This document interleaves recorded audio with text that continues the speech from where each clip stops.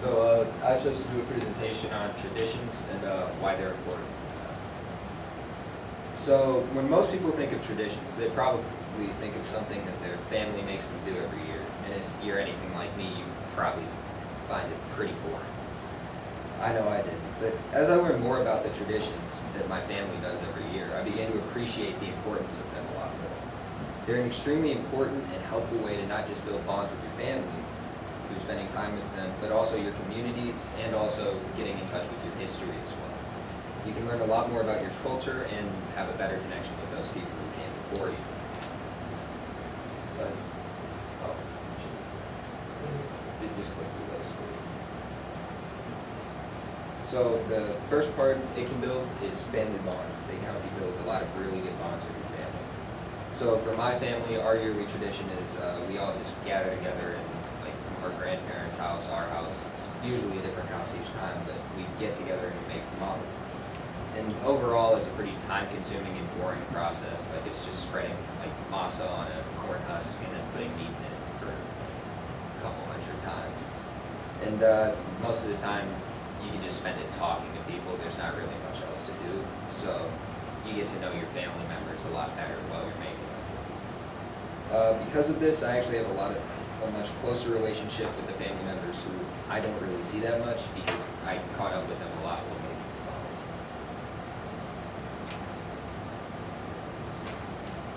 tamales. No. This also leads to your family to be closer together, and even those who you don't really see that often, you still know at least something about them because of the conversations. Next slide. So something that traditions can also help do is grow your community. Because most of my family actually lives in Arizona, it's pretty hard to get people to come out to Michigan to make tamales. So it's a pretty simple process, and anyone can really do it. It's not that time-consuming or difficult. So we just decided to invite a bunch of neighbors, a bunch of family, or a bunch of people we met when we first moved here, and just make them at our house. Again, because of the downtime and the fact that it's a pretty boring process, we spend most of it just talking, getting to know our neighbors, and we know our neighbors a lot better because of it than we would before. So even if you don't have family living around you can still participate in traditions to build connections to your community as well as get to know your neighbors better. Next slide, please.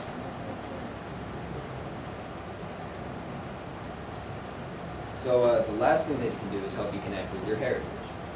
A lot of traditions have been started many years ago. For example, tamale making and tamaladas, the parties that where they make tamales, can trace their roots back to Aztec and Olmec civilizations in Mesoamerica. This connection and the fact that it hasn't really changed much over all these years means that making them you can gain a much better appreciation for your heritage, and also it's just kind of interesting that they haven't changed the process all that much. So although tamales are what I use for my example, there's also quite a few other traditions that kind of have the same thing.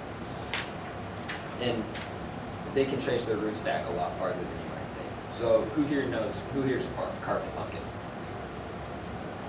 That can actually trace its roots back all the way to the 19th century Ireland and Britain, where they would hollow out turnips and manger wurzels, and then draw a face in it for Halloween. Gingerbread houses too, they can actually be traced back to 17th century Germany, where it spread from there. Next slide. There's also the usual Christmas traditions, Christmas trees, Christmas caroling, which can actually both be rooted back to around the Middle Ages. So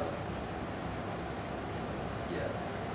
The Christmas tree, it started off actually, I think it was just the type of, what's it called? I think it's the type of tree, but it was seen as a really religiously significant tree to the Vikings at the time. So they had it a lot, and it usually symbolized strength. And then from there, it kind of moved on to England and other countries.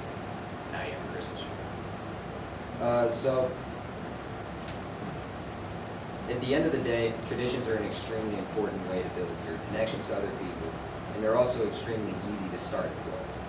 If you don't have one already, You can just look into your roots, or even into other cultures, and start one of your